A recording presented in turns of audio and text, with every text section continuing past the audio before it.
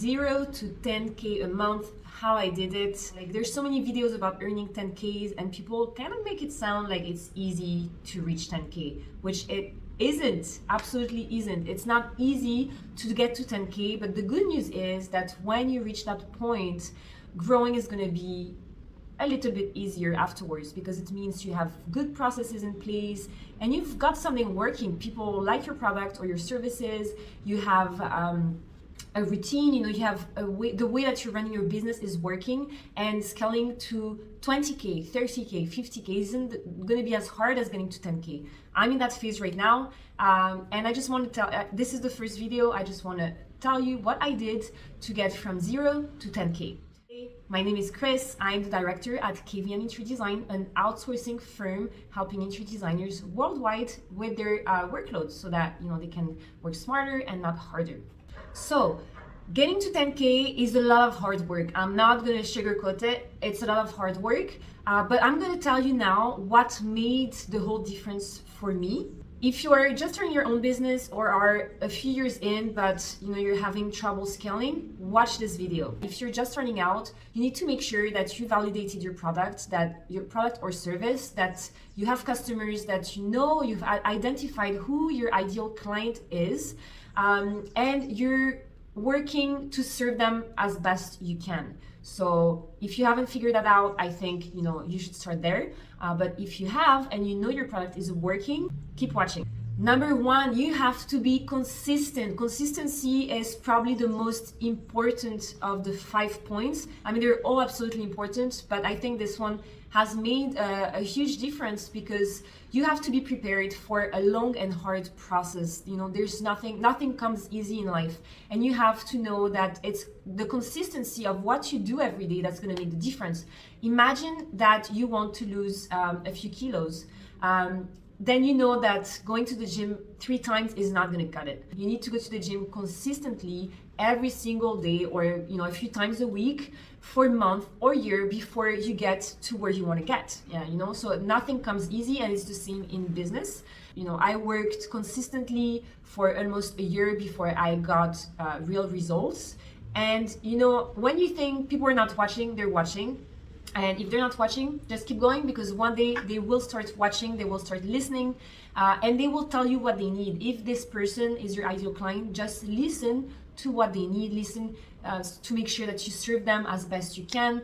If you're promoting your business on Instagram or Facebook, just be consistent. You cannot think that posting once a month is going to be enough. People need to hear from you. They need to get answers to their most common questions. And that's what's going to make the difference. It's going to be lots of ups and downs. You're going to have 2 clients on one day, and you're going to think, that's it, I got it. And then it's going to be empty, no money coming in for 6 months. And you have to be prepared for that, because when you start a business, you have to believe in yourself, believe in your business idea, and never give up.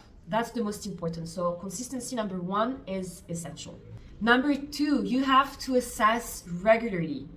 Every month, every week, every 2 months, whatever it is, you have to assess regularly what is working and what is not working. Which platform are you marketing yourself? Is it the right platform? Is your ideal client hanging out on that platform, or do you need to switch platform? It's okay to start on Instagram, but if that's not where your ideal client is going to be, you're going to do a lot of work for almost nothing. So you have to find out, you have to assess, is this working? Am I getting traffic on my Instagram page? Are people liking what I'm posting? Or should I switch to LinkedIn? Should I switch to Facebook? So it's important that you take the time every month to assess what is working for your business and what is not working for your business. Similarly, you can, if you market yourself in different platforms, you can or if you do different things, if you have different services, different products, just assess what is working, what do people like, what do they ask for, is this product working, or is this product not working, and it's actually taking you a lot of time to create, digital product or not. Is it taking you a lot of time to create, but then not a lot of people seem to be interested in that product? Then maybe it's time to cut it out completely. So you have to assess everything that you do in your business, kind of write down what is working for you, what is not working for you, what is taking you a lot of time but is not getting you much money at all.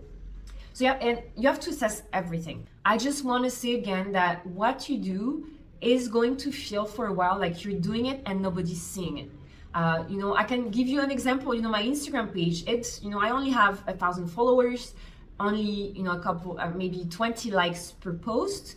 And I could just give up and say, nobody gives a shit about what I post. But it's not the case, because then I see that when I have discovery calls, people tell me that my content is impactful, that it answers their main pain points, that it makes sense to them, and that's why they want to go ahead and start using my services. So don't think that you need 10K followers and 100 likes per post to think that you make a difference. Number 3, plan. Having a strategy in place is so important, and you cannot have a business without having a proper strategy. So plan for the next year, for the next 6 months, for the next 3 months, and just invest, or almost only invest your time and money in the things that are going to take you closer to that 3 months, 6 month, 1 year goal. Because as a business owner, there are so many things that you could be investing in, and not all of them are going to be important for you right now. Especially when you start a business, the cash flow is not that great. We don't have that much cash flow, so it's important that you only invest your money in something that's going to help you reach your goal faster. Number 4, organic traffic. When you get started, there's no point in spending a lot of money for Facebook ads, Instagram ads, whatever it is. You need a business to use those services. If you don't have a business, it's not going to give you much return. Spending money is not going to create the business for you. You actually have to put in the work, do the work, be consistent, be okay that it's not going to work straight away. And then later on, when you have a business, it's working, you have lots of testimonials from happy clients, then talk to someone about investing your money in Facebook ads. When I got started, I spent 5K in Facebook ads and I didn't get much out of it. An interview on my YouTube channel, I interviewed Sarah. She does Facebook ads and she gives a lot of information about how to use Facebook ads in your business and what it's going to help you with. So make sure that you check the interview out. Number 5, another one that I love, it's all about mindset. You have to be clear about what lifestyle, what life you want for yourself. So it's important that you sit down and you actually think about, what is my goal in life? Am I happy to work 70 hours per week and just do everything by myself? I love working, I just want to do it all by myself. Or if your goal is to have the freedom that you wanted in the first place when you started your business, then doing everything in your business is not going to be the way to go. And mindset work is really important in a lot of different areas. It can be money mindset, about delegating, spending versus investing money in people. It's about control. So when you delegate, for example, you have to be okay with not being in control 100% of the time. And you have to understand as well that more work, more time spent on your business is not going to equal more money. And I'm going to be completely honest with you here. If you want to scale your business, you have to be okay with working with others. You don't need to hire employees. You can hire freelancers. You can hire an outsourcing company like ours. But you have to start doing mindset work really early on, because we go through a lot of mindset blocks and they're going to have a huge impact on how fast you reach your goals. Making money, just delegate as fast as you can. Because to continue scaling and reaching your goals, you're going to have to spend more time on planning, strategy, marketing your business. And you're not just going to have the time to do it if you are doing everything in your business. To summarize, you have to be okay with the fact that it's going to be a long process. It's going to be a difficult process. I made close to nothing for months, almost a year, and then it just went from 0 to 5K. So believe in yourself, believe in your product, your services. Make sure that you validate your offer, that you know that people need what you have to offer. Because if you don't believe in what you have to offer, why would other people believe in it? As soon as I started making money though, I started delegating pretty fast. I went from solopreneur to having a team of 8 people. When I don't feel well, I can't really get much done, or I go on holiday, the business is still running, it's going strong. Actually, my best month was the month that I had a burnout. I almost didn't do anything for 3 weeks, and that was the best month. And that's because for months, I put together a team of people who complement each other. They work well together. They help each other. They want to help me grow the business. They really care about the product. They really care about the clients. So just make sure that you don't stay alone in your business, because otherwise it's not going to be sustainable, and it's also not going to give you the life that you dream about.